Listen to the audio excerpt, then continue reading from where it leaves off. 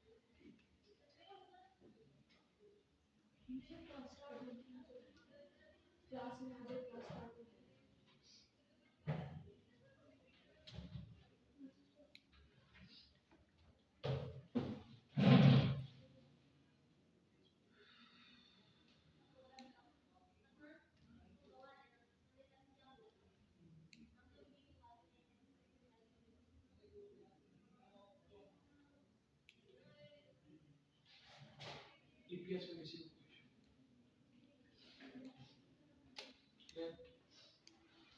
सुंदर सुंदर लगा सर सुंदर कर दिया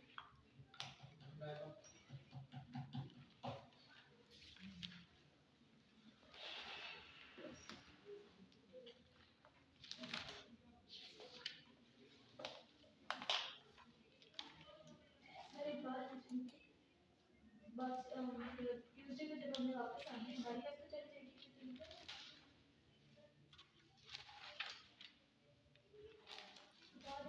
इस बार वाली गाड़ी किसी ने पूछा क्या संस्थान है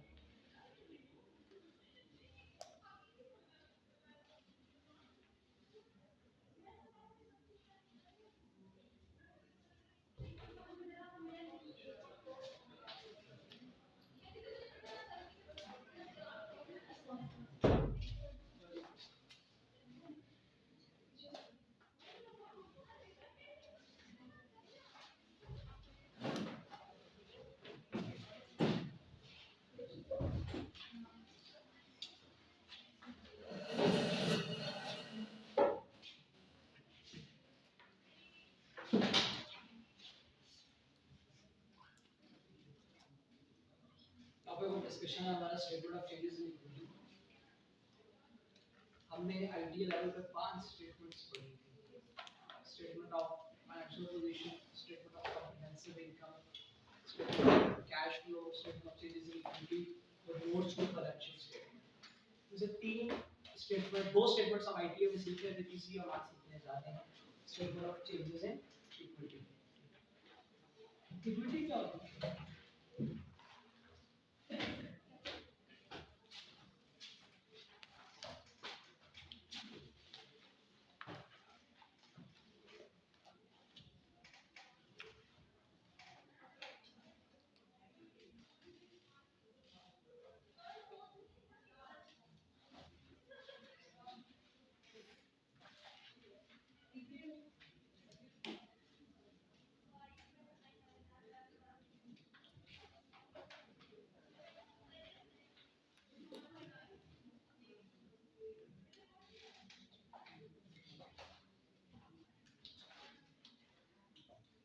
इक्विटी होती है आपकी कंपनी के नेट एसेट्स, जिसको आप प्यार से कैपिटल भी कहते हैं। अब आपके सारा साल जिस तरीके से स्टेटमेंट ऑफ कॉम्प्रिहेंसिव इनकम में हमारे इनकम और एक्सपेंस में चेंज आ रहा होता था, स्टेटमेंट ऑफ फाइनेंशियल पोजीशन में हमारे एसेट्स लायबिलिटीज में चेंज आ रहा होता था, वैसे ही हमारी statement of changes in equity में हम बात कर रहे होंगे इक्विटी के चेंजेस की। आप पूरा साल ट्रांजैक्शंस करते हैं, आप कोई भी काम करते हैं या काम के करने की प्लानिंग करते हैं, उसके लिए फाइनेंसिंग करते हैं, ये सारी चीजें आपकी इक्विटी को इफेक्ट कर रही होती हैं। तो उन्हीं सारी इक्विटी में आने वाली चेंजेस को at the end of year report कर देना in the form of financial statement is called statement of changes in equity.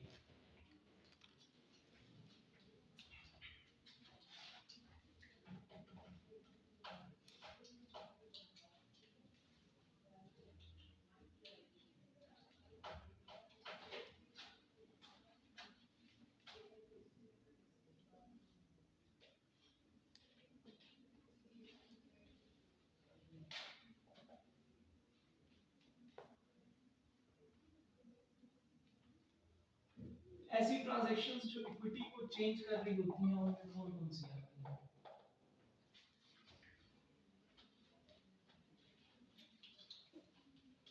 सबसे पहले आता है ट्रांजैक्शंस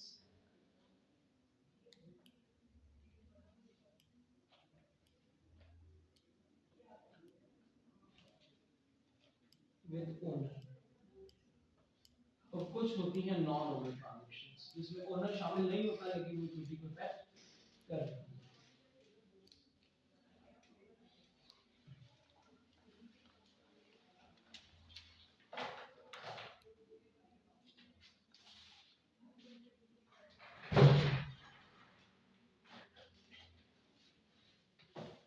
कितने बच्चे टैक्स की क्लास में ले रहे थे? थके हुए तो नहीं? क्या बना दिया?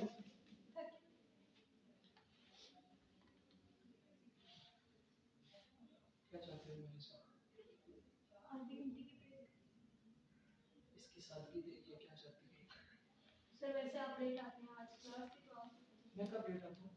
मतलब 11:30 क्लास स्टार्ट होती है। 11:20 11:22 पे क्लास पर फिर भी सर थोड़ी क्लास का टाइम 11:15 है।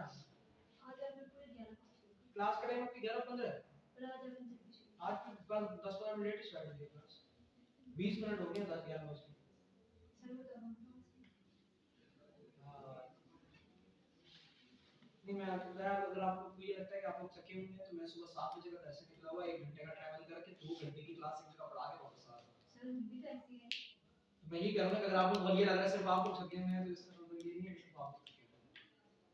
और 2 घंटे में अगर आप लोग थक जाते हैं इस उम्र में तो आप लोगों को तो ताकत की गोलियां खानी चाहिए। हैं? ये बेइज्जत करने के लिए। नहीं छोटे छोटे बच्चे थक सकते हैं। आज ये तो थक सकते हैं। अरे चाय पिलाऊंगा फिर क्या पीती मैं देखी तो मैंने रेड बुल पिलाऊंगा। Red Bull gives you wings. Break दे दें। क्या करोगी ब्रेक में? वो काम तो मैं क्लास में करवा दूंगा। करो करो हाँ जी। अच्छा लीना से बातें करने से तुम रिलैक्स हो जाओगी। वाह लीना कासम में निशान लगी हो। और हालत तुम थके हुए हो, तुम्हारा क्या हालत है? बता तो सही ना, कोई तो हाल होगा थका नहीं। तू नहीं थका हुआ? तू भी नहीं थका हुआ? और कौन सा टैक्स वाला? सुबह तुम थकी? नहीं आज तुम? मैं सो क्या मतलब? टैक्स में सोया होता हूँ। टैक्स में सोए होते हो तुम? इवनिंग से हाई स्कूल आके उठ भी गए। He wants crisp. सही है सारे स्कूल आके तो हम सामने ये बात करना है, ठीक है? क्वेश्चन नो क्लास दिया तो सही कर। सर सही कर दीजिए। उसको यार सोया हुआ था, सो के उठा।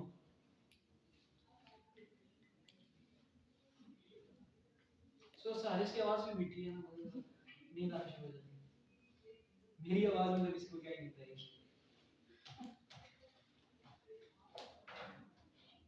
ये सारी मैंने जो हमने हमारी आंखों को रिलैक्स कर दी है। तो आप सारों के मुंह बहुत गंदे बने हुए थे, यकीनन गंदे बने हुए थे। काफियों के बेहतर हो गए सिवाय एक दो के, और उसमें के मुंह में कोई चेंज नहीं आया। आलिया का मुंह होता जा रहा है डिप्रेस, बाकी बेहतर हो जी। दो किस्म की ट्रांजैक्शंस होती हैं, ट्रांजैक्शंस विद ओनर और नॉन ओनर ट्रांजैक्शंस। देखिए कैपिटल है ना, तो कैपिटल सबसे बड़ा इफेक्ट डालता ही मालकान की ट्रांजैक्शंस। सबसे बड़ा इफेक्ट कैपिटल पे मालकान की ट्रांजैक्शंस आता है। मालकान पैसे इन्वेस्ट कर रहे हैं, निकाल रहे हैं, ये सारी चीजें आपके कैपिटल को इफेक्ट कर रही होती है। कंपनी में शेयर खरीदा जा रहा है तो वो मालिक खरीद रहे हैं ना, बेसिकली ऑर्डिनरी शेयर होल्डर है तो मालिक है कंपनी का, प्रेफरेंस शेयर होल्डर है तो वो भी शेयर होल्डर है कंपनी का। तो आपकी शेयर्स का खरीदना, शेयर्स का बेच देना, शेयर्स का बढ़ जाना, कम हो जाना, कम रेट पे देना, मुफ्त दे देना, ये सारी चीजें आपकी इक्विटी को क्या कर रही होती हैं? इफेक्ट कर रही होती है। अब यहाँ तक ईपीएस पढ़ते हुए हम हर बात पे कहते हैं कैपिटल चेंज हुआ कि नहीं हुआ? कैपिटल चेंज हो गया, कैपिटल नहीं चेंज हो रहा। तो बेसिकली वो जितने भी शेयर इशुएंस मैनर थे वो आपके कैपिटल को इफेक्ट कर रहे होते हैं। तो वो जो कैपिटल का इफेक्ट आ रहा है, कैपिटल में चेंज आ रहा है, उसी को हमने डिपिक्ट करना है स्टेटमेंटल फॉर्म। अच्छा, अब हम वो ट्रांजैक्शंस देखते हैं जो हमें इफेक्ट कर सकती हैं। Transaction number 1, right issue. क्या होता है राइट इशू, पता है ना? ये पता है? मार्केट प्राइस से कम शेयर्स को इशू ईपीएस पता है आपको? चेक करवा दो। Bonus issue, right issue, bonus issue,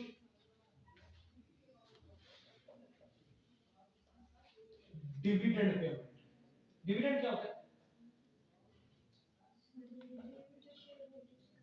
सही पूछा, बोलो। जो आप शेयर होल्डर्स को पे करते हैं प्रॉफिट के बदले।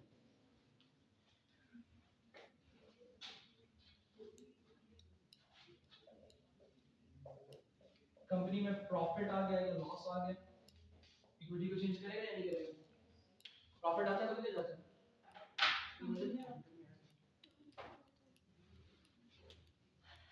बस उसी को निकाल। हम वो छोटे होते थे तो हमारी क्लासेस में ये रूल होता था कि लंबे बच्चे पीछे बैठा देंगे, छोटे आगे बैठा देंगे,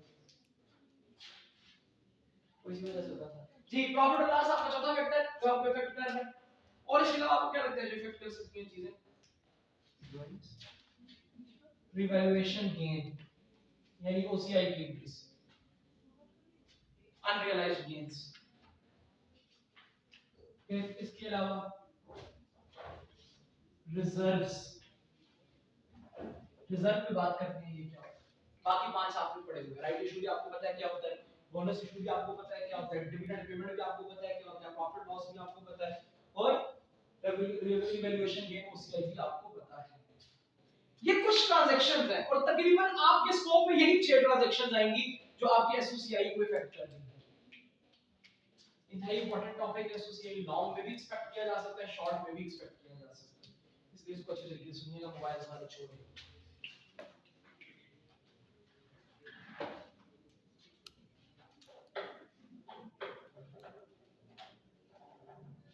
जरा इधर हमेशा बात हुई उससे, पहला से बात हुई।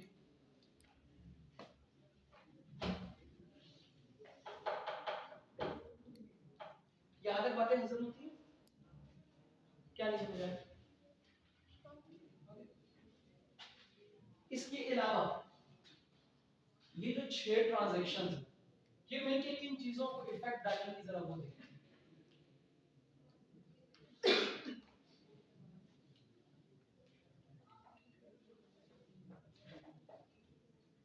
एसओसीआई के कुछ कंपोनेंट्स होते हैं, जैसे आपको एसओएफपी के कंपोनेंट्स पता है किसी को?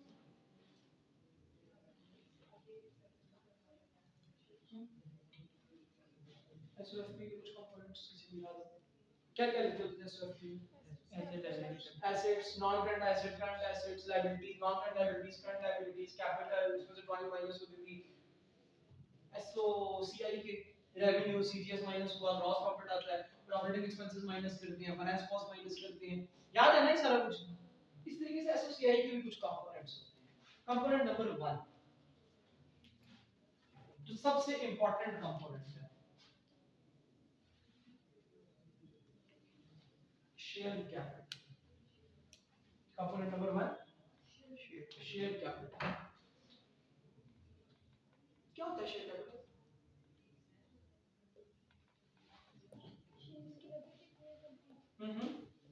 सही बोल रही हूँ, ऊंचा बोल।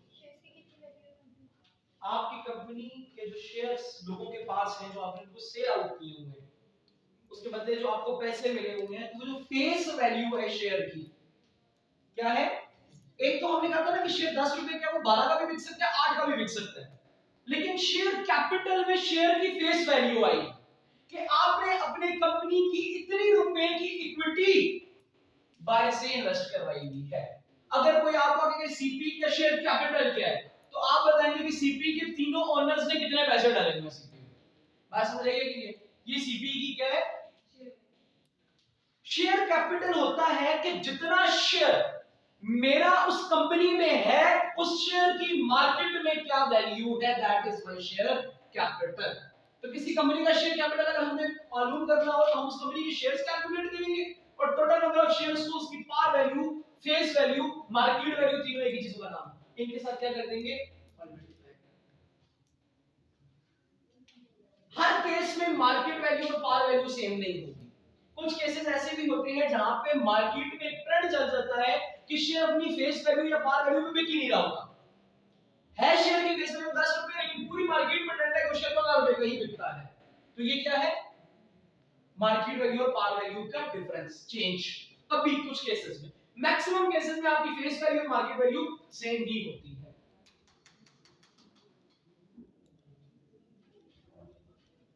एंट्री बता सकते हैं शेयर कैपिटल, जब कोई अपनी कंपनी में शेयर इन्वेस्ट करेगा तो क्या होगा,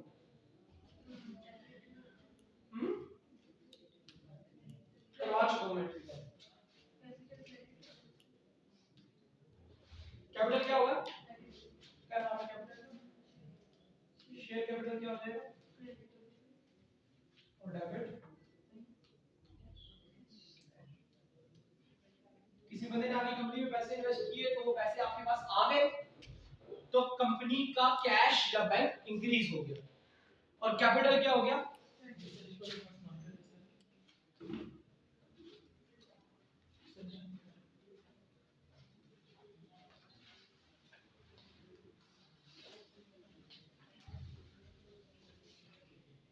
कंपनी का बैंक और कैश इंक्रीज हो गया और शेयर कैपिटल, ये एंट्री के बाद देखिए आप लोगों ने ओनर जब पैसा इन्वेस्ट करता था कंपनी में तो हम क्या एंट्री करते थे, क्रेडिट कैपिटल की वही है। शेयर होल्डर कंपनी का क्या होता है, पैसा डाल रहा है कंपनी में तो कैपिटल इंक्रीज हो रहा है, कैश भी, तो कैश डेबिट होगा कैपिटल, तो ये वही बात होगी, बस हमने कैपिटल को नाम क्या दे दिया, शेयर कैपिटल, और कोई फर्क इसमें नहीं है। कंपनी का ओनर जब भी कंपनी में पैसा डालेगा in any form that will be called as its capital. यहां पे वो शेयर के बदले पैसा डाल रहा है तो हमने क्या कहा, वो क्या है, शेयर कैपिटल। अब लाजमी नहीं है कि कंपनी का ओनर शेयर की फॉर्म में पैसे डाले, कंपनी को लॉस आ गया तो भी ओनर ने कंट्रीब्यूट करना है, लेकिन वो शेयर कैपिटल नहीं कहलाएगा। शेयर कैपिटल वो है जो शेयर के बदले कंपनी के पास पैसे आए, किसके बदले आए हैं, शेयर के बदले कंपनी के पास पैसे आए हैं, that is called as share capital. Entry में कोई इशू किसी भी, क्लियर है सर, शाबाश। और कंपोनेंट्स देखते हैं, शेयर प्रीमियम, सुना है नाम का, पिछले चैप्टर में इसकी बात की थी, शेयर प्रीमियम क्या होता है, फेस वैल्यू से ज्यादा पर अगर शेयर्स बिके क्या होता है, याद नहीं, निशान क्या होता है शेयर और शेयर प्रीमियम नहीं याद, क्या होता है, रजिस्ट्रार नहीं याद, अलीना, आलिया, आरिस, जो असल कॉस्ट है शेयर की उससे बढ़ के पैसे आएंगे शेयर प्रीमियम। ये या तो ये हो गया, फिर अगर कम पैसे में देते हो जोर जो हमारे बैकअप में खड़ा सबसे एप्रोप्रिएट आंसर इब्राहिम का, जिसमें आप सब हैं। आपका शेयर अपनी असल वैल्यू से कम या ज्यादा, सिर्फ ज्यादा नहीं, कम या ज्यादा में बिका तो वो शेयर प्रीमियम को इफेक्ट करेगा। अगर आप शेयर बेचते हैं ज्यादा, 10 रुपए का शेयर आप कितने का बेच रहे हैं, 12 का, फिर 2 रुपए एक्स्ट्रा है, ये क्या है, प्रीमियम। अब अगर 10 का शेयर 8 का बेच रहे हैं तो 2 रुपए का नुकसान है, ये भी कहां से आएगा, प्रीमियम।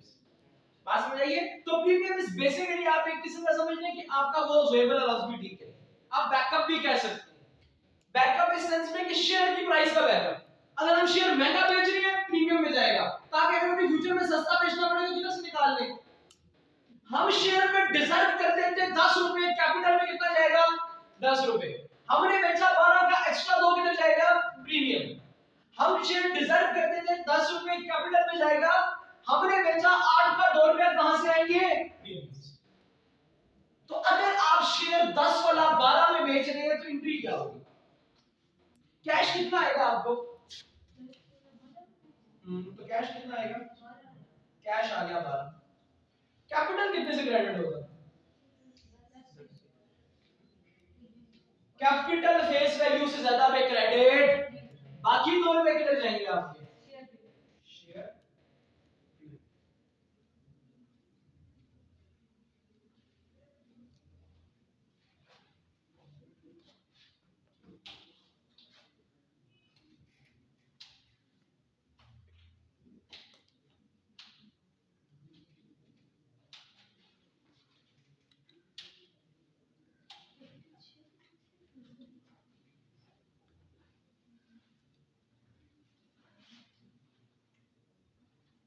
यहाँ तक बात समझ आती है?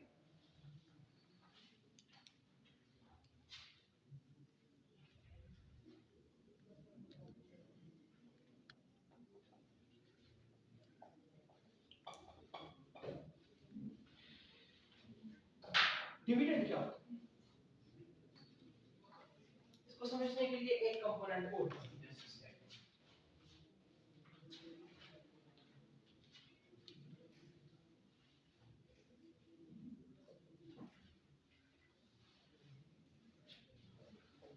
Component number 3 of SOCI is retained. Ji retained earning क्या होता है? ये तो ITA, ITB, FR1 हर जगह आपने पढ़ चुके हैं। retained earning क्या होता है? ऑनर प्रॉफिट लेने के लिए और कोई? पार्टिसिपेट क्या करेंगे क्लास में? मैं पूछता हूँ। सिर्फ 2-3 बच्चों की जिम्मेदारी नहीं होती मैक्सिमम उधर से रैंक बोल पड़ता है, इधर से आके ये विषय बोल पड़ेगी। बाकी आप सब मेरे से वही क्या दफा जुड़न लेके हम गोली बात आप समझ के आती ही है, मैं कितनी लगा के तो ये दफा जुड़न लिएगा। ठीक है सुधिया जी, क्या होता है सुधिया? उधर से क्या लेंगे सुधिया? सर के टोटल अर्निंग्स में से शेयर होल्डर्स फैसला करेंगे थोड़ी बहुत परसेंटेज ऑफ प्रॉफिट हम अपने पूरे वक्त के बचा के रखते हैं।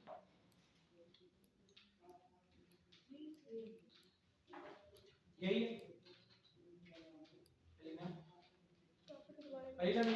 मेरे एक्सप्रेशन का आंसर ढूंढ रही होती है, तो तुम लोग आंसर देते हो, उसमें मैं एक्सप्रेशन देता हूँ, फिर रिजल्ट आंसर ड्राइव कर रही होती है ना? हाँ ये बताओ क्या सुबह बड़ी मेहनत कर रही हो आजकल। लाइबा रिटेन करने क्या होती है? क्या बात है? रिटेन अर्निंग वो अगेन एक ही अप्रोप्रिएट आंसर है। रिटेन अर्निंग है कि ओनर अपना प्रॉफिट दोबारा बिजनेस में इन्वेस्ट कर। प्रॉफिट आया कंपनी को, किसका प्रॉफिट? ओनर का। ओनर उस प्रॉफिट को घर लेके नहीं जा रहा। ओनर उस प्रॉफिट को घर लेके, तो अगर वो घर लेके नहीं जा रहा तो वो क्या है? रिटेन अर्निंग है। वो क्या है?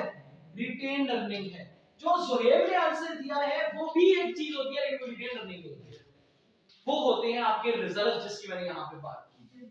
हर कंपनी में एक पॉलिसी होती है कि कंपनी कुछ अमाउंट अपने रिजर्व के लिए मेंटेन रखती है और वो बनता प्रॉफिट से ही है, लेकिन उसका अलग से नाम होता है रिजर्व। क्या नाम होता है? रिजर्व। आगे जाके बात करेंगे। तो रिटेन अर्निंग हमें क्लियर होगी। रिटेन अर्निंग क्या है? क्या है हमारा रिटेन अर्निंग? हमारा जो प्रॉफिट कंपनी में रिटेन्ड रह गया, that is called retained earning. अच्छा होता क्या? कंपनी को प्रॉफिट आया, कंपनी को प्रॉफिट आया, पैसे आए, कैश आ गया। रिटेन्ड अर्निंग क्या हो जाएगी? रिटेन्ड अर्निंग की नेचर कैपिटल। ये बात देना, ये जितनी चीजें पढ़ रहे हैं सबकी नेचर कैपिटल रहेगी। क्या रहेगी? नेचर कैपिटल रहेगी। सिर्फ इनके नामों में तब्दीली आ रही है on the basis of how they are being used and what is their nature. आपका है ये सब कैपिटल, हम बात ही क्या कर रहे हैं, चेंजेस इन इक्विटी, सब कुछ इक्विटी है, लेकिन रिटेन अर्निंग एक डिफरेंट टाइप ऑफ इक्विटी है, उसकी एक डिफरेंट केमिस्ट्री है, शेयर कैपिटल एक डिफरेंट टाइप ऑफ इक्विटी है, शेयर प्रीमियम एक डिफरेंट टाइप ऑफ इक्विटी है ये सारे के सारे आपके क्या इक्विटी।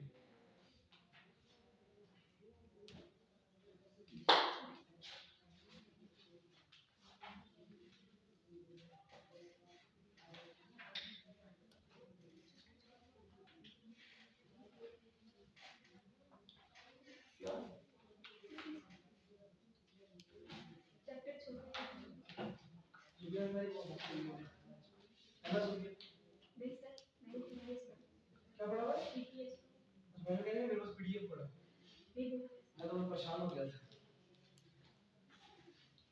जी। यहाँ तक बात क्लियर। ये जो डिविडेंड आप पे करते हैं ये किस में से पे होता है,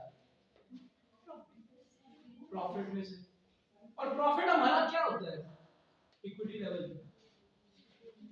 अगर प्रॉफिट हम बाहर नहीं निकाल रहे तो हमारा क्या है, प्रॉफिट तो सिर्फ आपका एसोसिएट लेवल तक होता है। अकाउंट्स में आके प्रॉफिट का नाम प्रॉफिट नहीं रहता, बल्कि प्रॉफिट किस नाम से पुकारा जाता है, रिटेन्ड अर्निंग्स के नाम से। किस नाम से पुकारा जाता है, रिटेन्ड अर्निंग्स के नाम से।